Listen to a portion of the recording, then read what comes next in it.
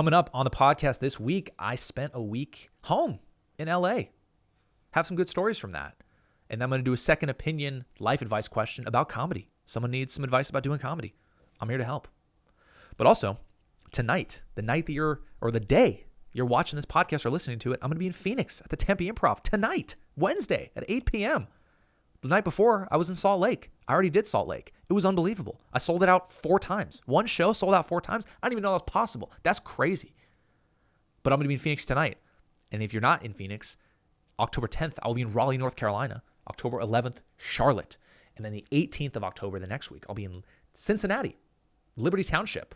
That's the town I'm in near Cincinnati at the Funny Bone. And the 18th, I'll be in Columbus.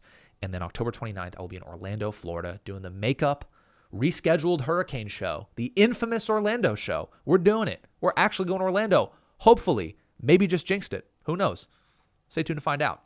And also stay tuned to find out what I did with my week home. Let's go.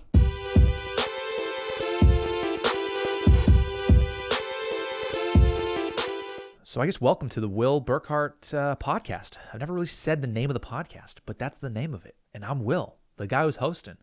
If you're new, welcome. If you're not, we're back. And I'm happy that you're here. I had a nice little week that I'm going to tell you about. I just came from watching some football, recording this on a Sunday. Had one beer, and now I'm sleepy. And this is what it's like now, I guess. I used to be like drink. We've covered drinking a little too much on this show. Almost you'd think your boy's an alcoholic, but I'm really not. I like a beer every once in a while, but I'm like, but also why? Had a beer, didn't get a buzz, and now I'm sleepy. And I got to come on here and talk to you guys. And I don't know am I out on drinking? I don't know. It was almost like I needed something to just drink, something to do.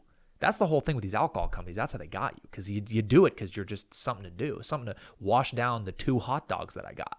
Yeah, I got 2 hot dogs. I don't look like a 2 hot dog guy, but I was today because I got a hot dog, and I looked at it, I was like, I don't think that's gonna be enough. Who eats 1 hot dog? Just 1 hot dog? Like a kid that eats 1. I'm a man, dude. I'm 6'6". I weigh 260. I need 2 hot dogs. So I got 2 hot dogs, but it looked very silly walking back to my table with 2 hot dogs because everyone saw me and they're like, well, that's not for just him, obviously, because it looks ridiculous with a tray of 2 hot dogs. But I sat down next to my buddy Ryan and I ate 2 hot dogs and had a beer. And that's a nice little pregame for a podcast because now I'm just sleepy. I got 2 hot dogs in my belly and I'm tired. But maybe that's going to make for the best podcast because I'm not going to be all over caffeinated like I tend to be and talk too fast. Maybe I'll just be out here chilling, you know? But what if you had to do that every time? Like, that's your thing. We've talked about it. Once you learn your thing, your 2 hot dog and a beer podcast will. It's a great point. That's going to be that's a tough hill to live on. Having to always get 2 hot dogs every single, I got to do the podcast. Fuck, I got to go get 2 hot dogs from the Grove. Damn it. All right. I'm being an hour late. It's a would you rather question in there somewhere. Yeah, I think there is. I got to think about that. Yeah. I'm still figuring out the routine stuff, the whole like how to optimize for the best brain power, things like that. Like I talked about last week, I was doing a little tequila before the show and like talk about an unsustainable thing.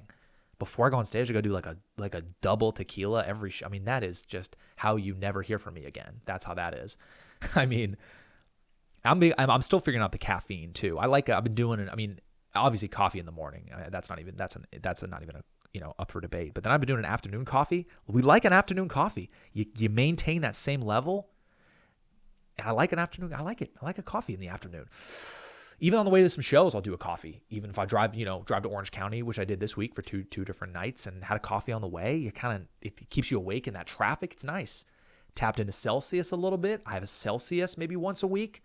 I do before a nice workout. Whew.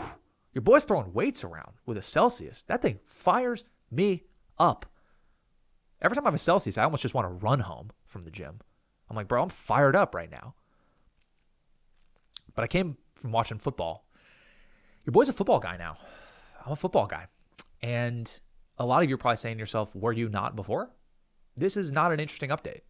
You have not talked about this once. Why all of a sudden are we thinking, oh, Will's back into football, finally, like we've been doing this for years together?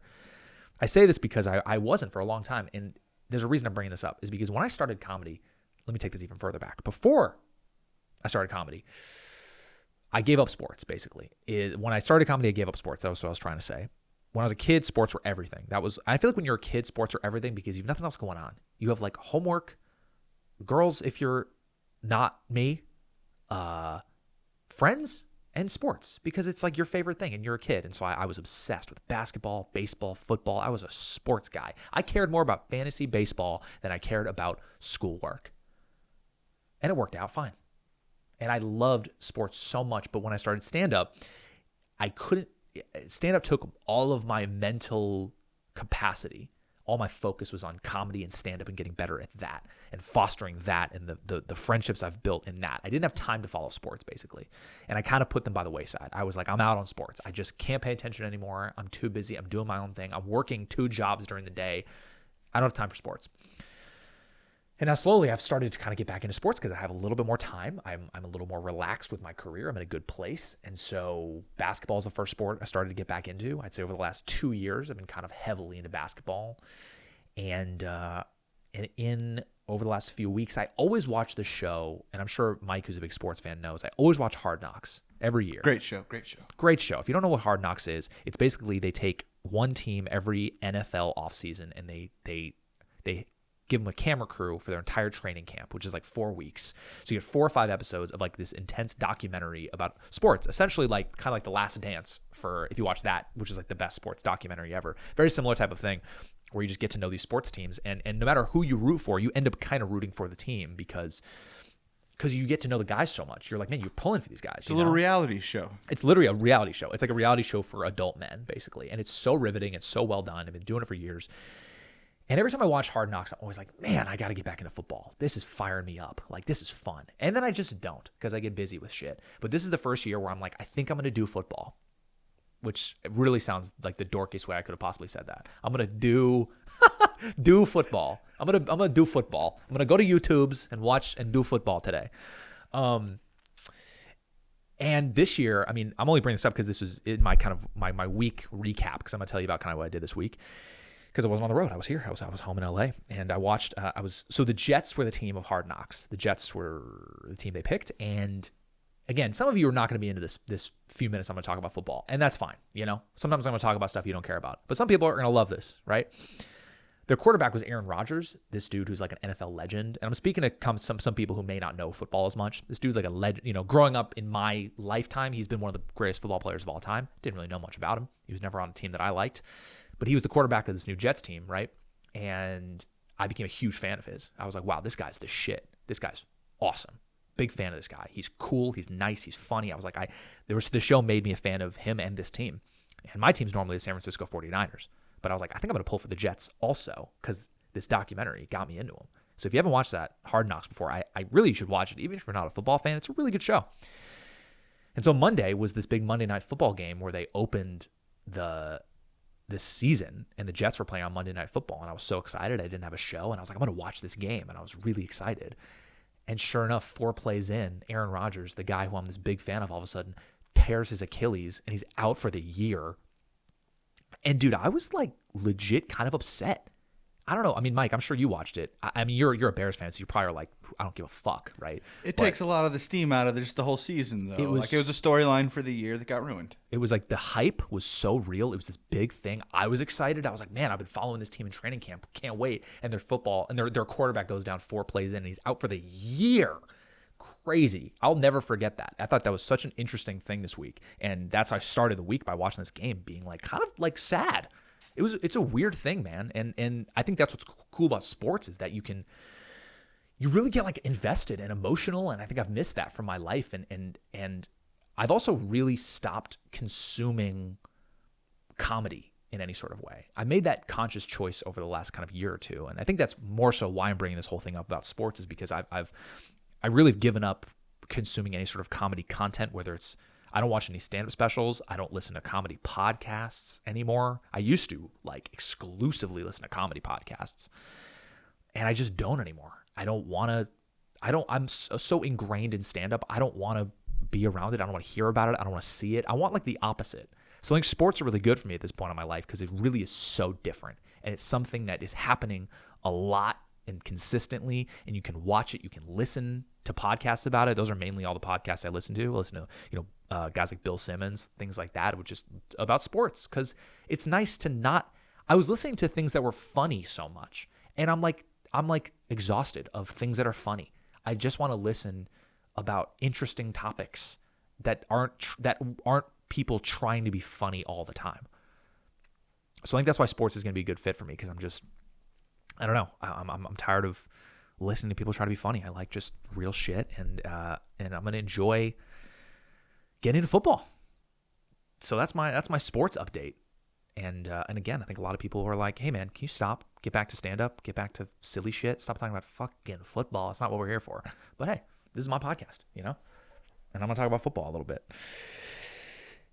And so that was my start to the week, was watching that game. And then Tuesday I had a show at honestly one of the most underrated clubs in LA. It's a club called Flappers in Burbank, and that is a club where I've always lived in around the area. I live in Studio City. It's a neighborhood I live in Los Angeles, and that's a club that is near me. It's in Burbank, so it's a little close. So I in my early comedy career, I would go there a lot to do open mics. But honestly, I started going back there, and they started booking me a little bit once I got a little bit more successful, and I kept doing the club, and now I can kind of just text the booker, say, "Hey, can I come this night?" And he's been saying yes, and the club is awesome. They run the best Tuesday show in Los Angeles. They call it like Celebrity Drop-In Tuesdays or whatever, but that is the best. It is packed. The room is sick. The crowd's awesome. It's 15 minutes from my house. The best. If I do that on a Tuesday, I'm happy. So I did that on this Tuesday, and it's always a really fun show, and I'm always excited to go there. And boy, I followed this dude, and I wish I could say his name, because he was kind of I don't want to say, that's obviously not going to say his name, because I'm not going to say nice things. He was an older comic, and one of these kind of out of touch older comedians. And this dude was saying shit on stage that you were like, "Bro, are you in 1985? Like, do you hear what you're saying right now?" Every person in the room was like, "Oh my God." It was like he was frozen in time, like Austin Powers, and was de-thawed and put on the stage in Burbank. Dude, this guy was talking about the most wild shit. I couldn't believe it. He was out there for 20 minutes. And normally everyone's doing 10, 8. And I had to follow him. And dude, it was such a weird follow. This is an example of what he's saying. And I'm going to make it very clear. I am not saying this. Okay? This is a direct quote of what he is talking about, not me, Will Burkart. Got it? Great. His closer was the difference between how Chinese people talk and how Japanese people talk. And was he of either descent? Sure wasn't. And everyone was like, "Dude, what is this guy talking about?" Kind of laughing out of like awkwardness, because people were like, "I can't believe this." We were even out inside the room, and some girls left, and they were like, we were outside the room talking, hanging out, and some girls left the show being like, "Yo, do you guys know who this guy is? He is crazy. Who is this guy?" Also, we're sitting next to the booker who booked him, and they're like, "Who is this fucking guy? He's out of his mind." And we're like, I don't know. But I'm next. So I'm like, "Oh boy. Okay." Sure enough, went up and kind of, you got to acknowledge the moment a little bit, but here's what you don't want to do is you go up and go, "Hey, fucking guy's out of touch, huh? Saying weird shit. Fucking idiot, huh? Right, guys?" Because that's just, you can't do that. You got to be cool about it. So I was kind of just like, I think I went on stage and it was kind of just like, "Boy, that was a ride." Something like that. And people all were like, kind of, they almost exhaled, and we had a really nice time. But it's funny. It was a tough follow. And the week before that, at the same show, at the same club, I also had a tough follow. Bro, Joe Coy popped in, and I had to follow him. I'm like, bro, and this is a good thing, by the way, because following guys like that, it's really good for you, because that's a tough spot, especially Joe Coy is almost a harder follow, because, well, you don't know how much time he's going to do. He could do an hour. He could do 10 minutes. You don't know what's going to happen. You kind of have to be ready for whenever he decides to be done. And people are so excited to see him. What's he working on? Is he goofing around? Is he like giving him the hits? Who knows what's going to happen? So, it's a weird follow to be like, here's Joe Coy, and then here's some fucking guy that maybe one person in the back knows. It's a weird follow. But it was actually really nice, because I want to give him a shout. I want to give Joe Coy a shout out, which he doesn't need any, but I'm going to give him one, because I'd actually hung out with him one night through Jason Collings, another buddy of mine who's very close with Joe. And we all hung out, and Joe was like super cool, super nice, like super. I actually talked about it in an old vlog I did on my old stand-up vlog a few years ago. If you want to go back and watch that, I did a whole recap of, he like popped into a show we did, and then we all kind of, him and Jason went out into a bar after, and he like, bought people drinks and took pictures. Was just like the coolest guy. And, but he's very famous. So you don't think that guys like that will necessarily remember you in a way, and nor do I expect them to, but I go up after him. He ends up at Flappers. He ends up doing 10 minutes, which we were like, whoa, like shout out to that. It's very respectful, because a lot of those dudes, when they get really successful, they pop in and then they like Burkart everyone's time. They're like, oh, I'm going to be up here for 45 minutes. And then the rest of the comics are like, oh man. Like I was with, I don't want to say what it was, but I was with someone who was on the show also. And when they saw Joe Coy was there, the dude I was hanging out with was like, oh fuck. Because he knows that, like, who knows how long this guy's going to do on stage? These guys have earned the right to run the light and do an hour, right? And bump everyone from the show, But dude, the dude did 10 minutes, which was like, bro, that's awesome. Respect. You did 10 minutes? I'm doing 10 minutes. That's awesome. And we passed by each other. We did the like, I'm going on the stage, he's going off the stage, and they're calling my name. And I kind of was like, hey, man. And he kind of perked up and was like, oh, hey. Gave me a biggest hug and was like, how are you, man? Oh, you doing good? Yeah. I was like, yeah, I'm going up next. He's like, oh, I got to go to the Laugh Factory, but so good to see you, man. Love you, bro. Blah, blah, blah. And walked away. I was like, Jesus Christ. Didn't see that coming. Like, what a guy. That made me feel really nice. I feel like other people who knew me are watching this interaction like, how the fuck? He's that tight with Joe Coy? He's that tight? Love you, bro. Okay. I went up, and again, it was a tough follow, but I did well. I had a nice little line when I went up there. I said something to the effect of, hey, what's up? I'm not Joe Coy. Something like that to kind of, again, acknowledge the moment, kind of joke around like, hey, you guys ready for more famous people? All right, yeah. But first, Will Burkart. Give it up for him. Kind of similar stuff like that. A little self-deprecating, and got the crowd on my side. Had a good set. So good experiences. Tough follows are really good for you, man. People are scared of that shit. I'm like, bring it on. Bring on a tough follow. Give me a challenge. That makes you grow. Makes you stronger. I'm going to take a sip of water. I feel like I got to say that, because it is weird when there's no, if as a podcast consumer, it is weird when there's no talking for 3 seconds. You're like, are my AirPods dead? So I just had to let you guys know. It's a lot of talking I'm doing up here. There's no up. I'm not up. I'm on the ground. After the show, I remember I did some writing.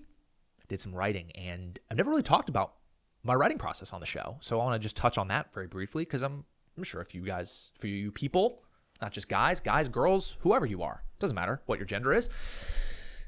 The writing thing for me has always been, I've never been the dude who sits at the laptop and like writes jokes. And that's kind of what I did that night. And everything that I've written on a laptop has never amounted to anything ever. I don't know how people sit down and write jokes. I'm not kidding, bro. Like 90% of my material has been in the car on the way home from a set. That's how I've written almost all of my jokes. And I used to, back in the day when I was more irresponsible, I would take notes on my phone. I would voice to text, or be driving and typing while it's on the phone mount. I'm not just like looking down. That's so reckless. It would be like up here, I'd be typing, which is, again, not smart. So don't do that. But what I started doing is I started videoing myself, actually. So I'll turn on my camera, and as I'm driving, I will talk out a bit and record that on video. So I'm not typing or anything, but I'm almost doing like a voice memo. But video is a little easier to get to, because you can be like, boom, camera button, boom, boom, done, here, safe, mom, safe. And that's how I've written most of my material. I have to just write when I'm on the way home, because it's almost like the synapses are firing. I'm in show mode. I'm thinking about it. I'm thinking about the set, thinking about the joke. Oh, that didn't work. Why didn't that work? This needs to be better. This needs to be better. Add this. And then when I get home, I can maybe keep pacing around my apartment, talking things out loud, jotting a few things on my phone. That's really how I can write. There's no part of me that wakes up in the morning, gets a coffee, and writes, in a coffee shop with my computer. What's funny today?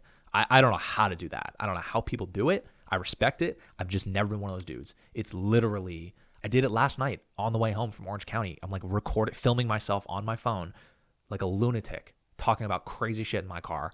And then I'll get home and then translate it from my phone into an actual note on my phone. So that's what I've been doing. Just that's how I write. And I don't know how else to do it. I've tried so hard to do it differently. I've tried to do it, notebook on the thing, but I'm like, it doesn't work for me. And maybe I would have more material if I do it another way. But at this point, bro, 9 years in, it's like, I think I kind of know what I'm doing a little bit. So that's my writing process. So really cool thing that the big highlight of this week, honestly, was, well, now the week you're seeing this, it was the week before, was I posted that clip from my Tampa shows, my Wesley Chapel shows, of the me and the old folks who pulled up and took the show over. If you missed the clip, go on my Instagram. The whole front row of the show was at least over 75. And the show itself was really fun. And I got a good clip out of it, and I edited it together. And I was kind of like, I think people are going to like this, but I don't really know. It wasn't one of those clips that I was like, oh, get ready, internet. It's going to go off. It's going to change everything for me. Watch this shit, which is never really me, honestly. I'm usually like, hopefully. And then I hit send. But this one was like, I had a camera on stage filming the crowd, which I never did. I need to lean into that more, because having those crowd shots where you can actually see the people I'm talking to, it's pretty great. So you can see the old people, right, in the video. So it's really helpful. And look, man, the clip went off. The clip is continuously going off and doing numbers. It is the most successful clip I've had in, at least a year, within the last year or two. Easily one of the most successful clips I've ever had. It has been awesome. It's been super, not gratifying is a decent word for that. Yeah, gratifying. Just because I put so much work into these clips, and I try to make every clip like the best possible product I can every time. I never phone it in. Like I've talked about at shows, I never phone it in with a clip. I always try really hard. Sometimes I don't have the best clips at my disposal. Sometimes I'm like, oh shit, I got to look back in the archives, find an older one. But man, this one it's as of now, it's over 600,000 views on Instagram, and I've gotten 4,000 or 5,000 followers from that, and that's a lot of followers. I have not jumped up that much in a long time. I remember I hit 130K on Instagram, and that's pretty much where I've been at for the last year. I have not grown ever since. I think when I hit this crazy Instagram bump, there was a few, you kind of go up and down. You always get people who unfollow you. Because when you're kind of like a person with a bunch of followers, you follow like an athlete or something, you just unfollow them sometimes because you're like, oh, I've seen it, I'm good. And so some people do that to me as well. So you kind of see this this up and down momentum.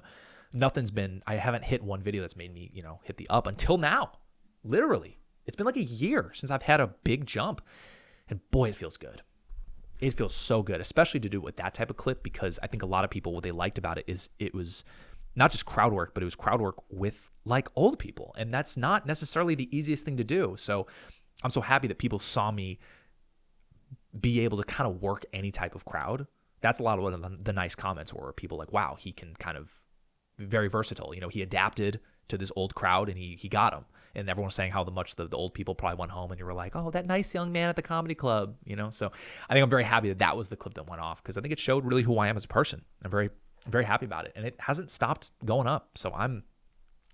And again, all those clips are basically, if you really think about it, they're basically trailers for your live show.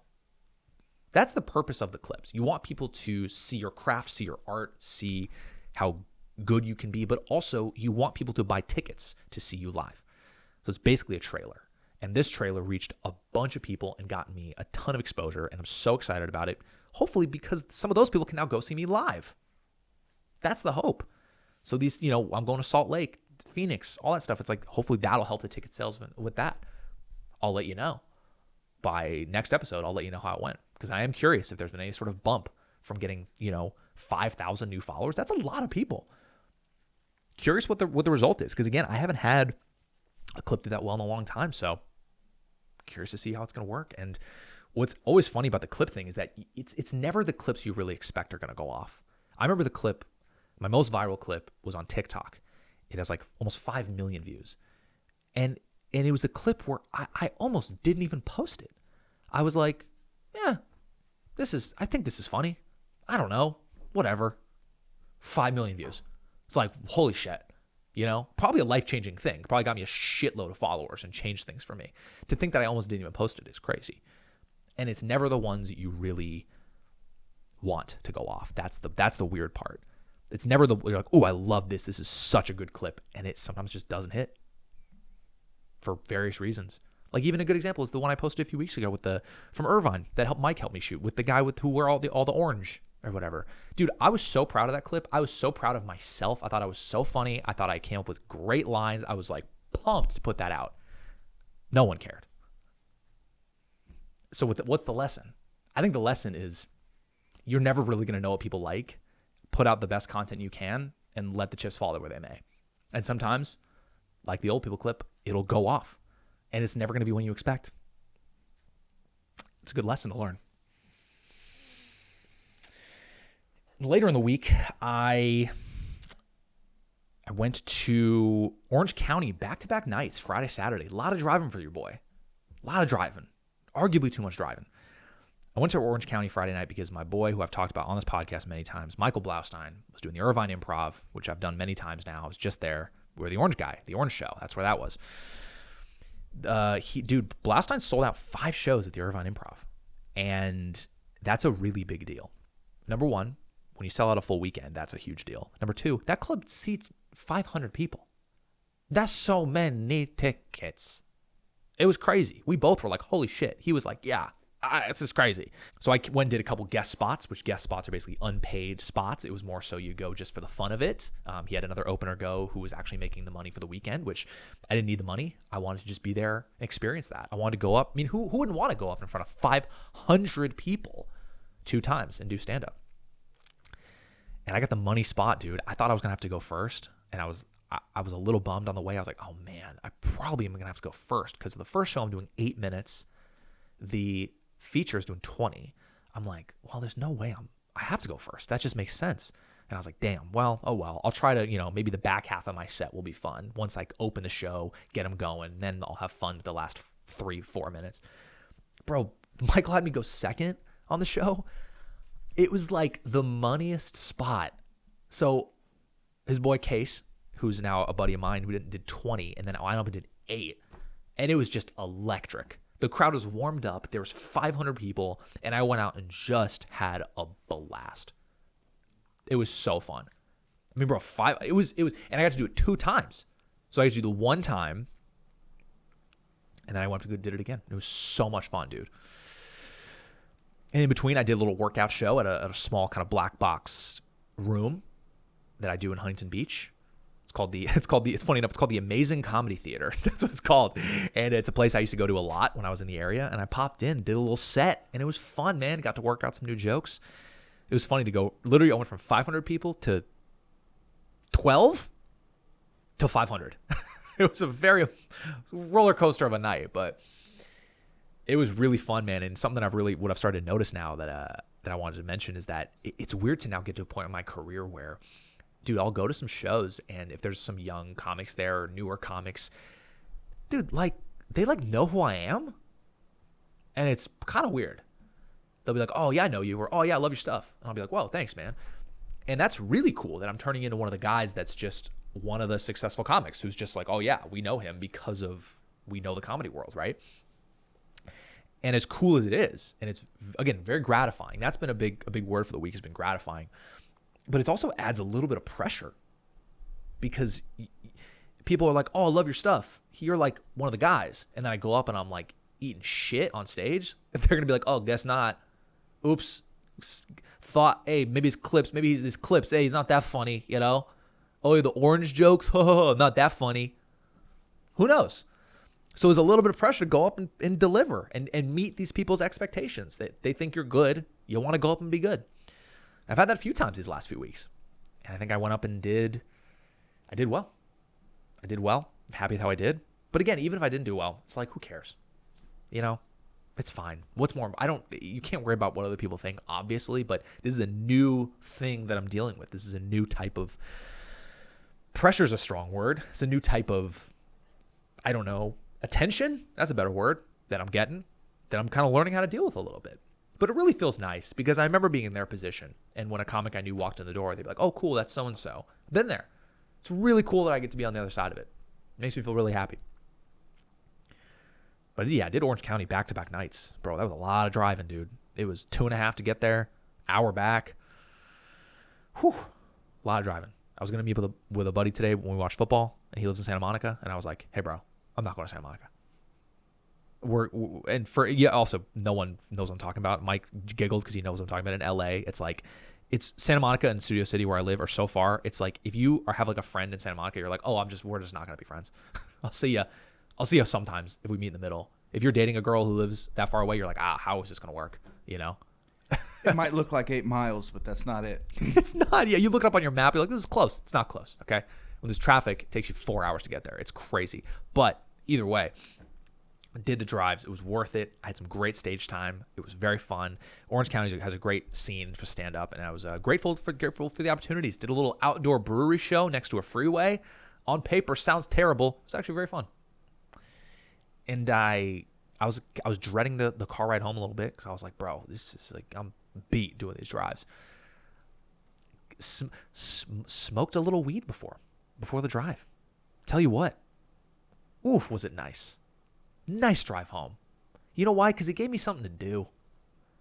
Gave me something to feel. So I was just sitting with myself and whatever sports podcast I was listening to at the time. I get to be a little kind of juiced up, a little loose, a little light, laughing at a few things. Stopped off at a gas station, bought a Cliff Bar. By the way, Cliff Bar, that's a candy bar. You ever looked at the ingredients of a Cliff Bar? It's candy.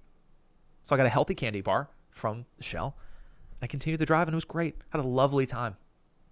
So I'm not endorsing. Oh, by the way, let me pull it back here. Okay.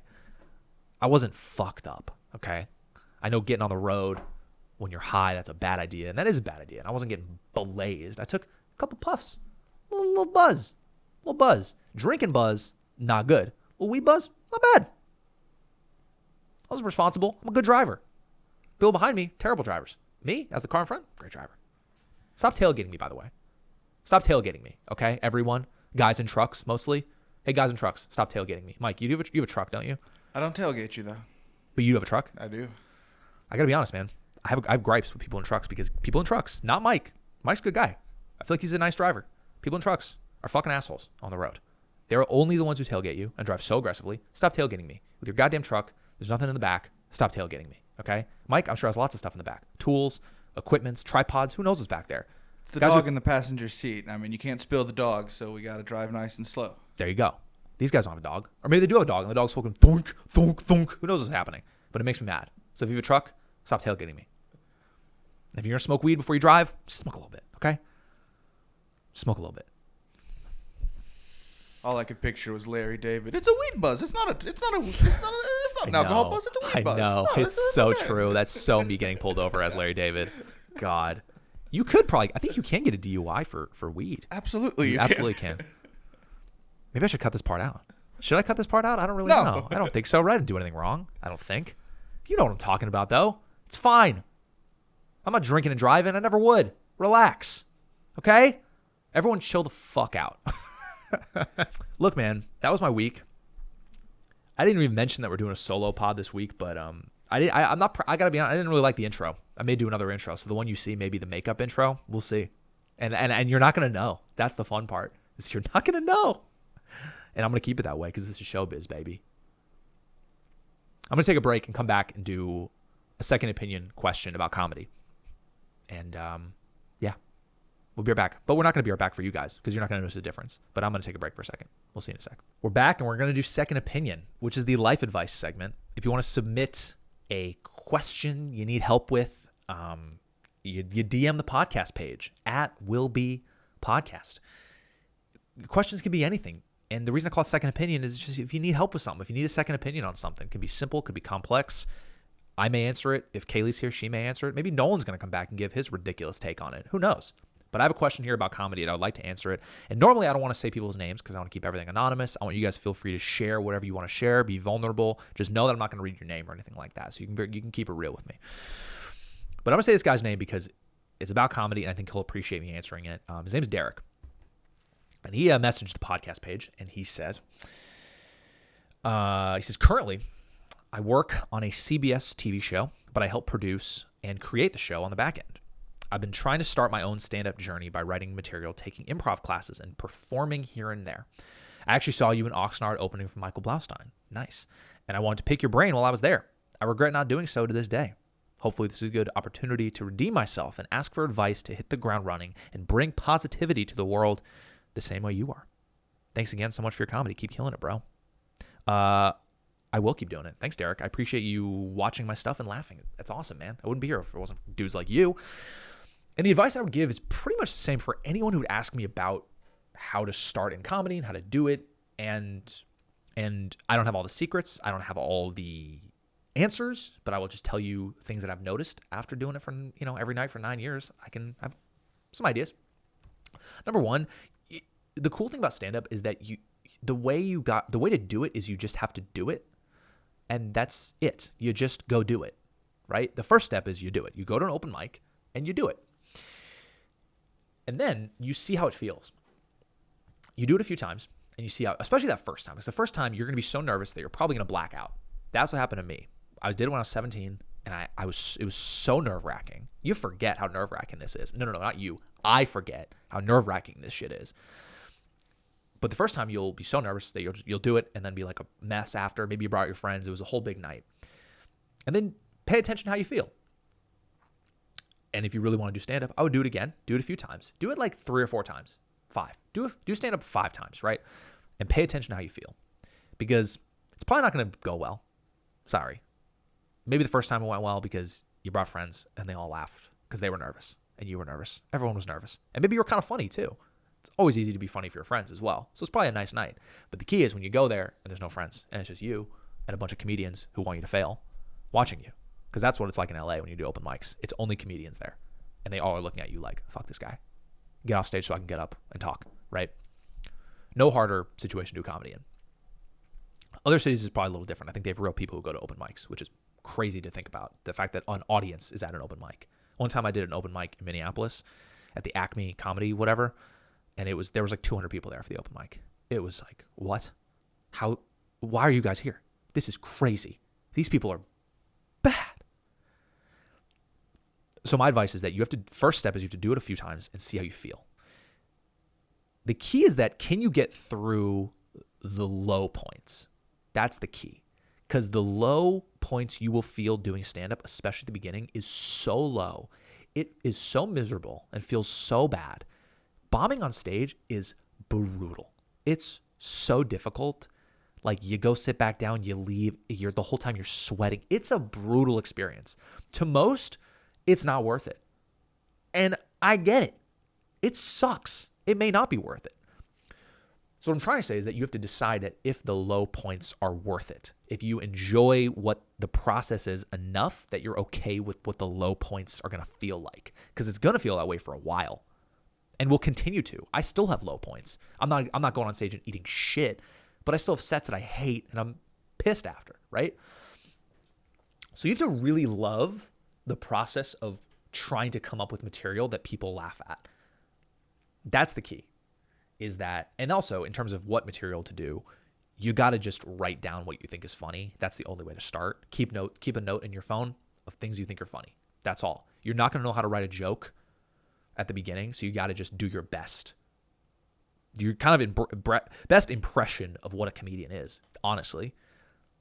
I would study stand-up, watch a lot of people for how they construct a joke. I remember early on, I sat down and looked at a few comedians, and I actually wrote down like how many punchlines they had in like a minute, And so I'm watching some of the greats, so it's just like boom, boom, boom, boom, boom. This is crazy. But the point is that I was studying the structure of a joke, how people do it, and just becoming kind of a dork about it. And so I think you have to just write down what you think is funny and present it the best way you can, how it feels like a joke. Like, yeah, this is stand-up, I think. You don't really know yet, so you got to just give your best shot.